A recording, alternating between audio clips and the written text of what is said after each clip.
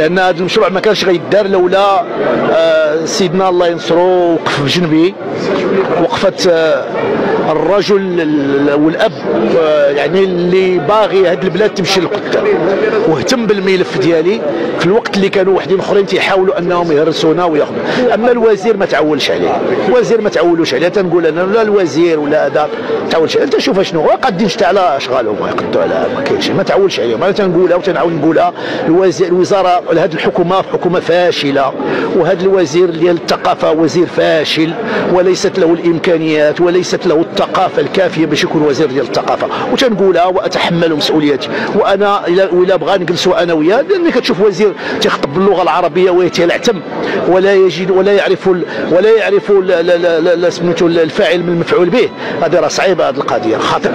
سيدنا هو الرجل الوحيد وهو اللي كيبان لي انا في واحد الروح، لان سي نورمال وطنه. انا دائما تنقول ان الملك ملك وللشعب.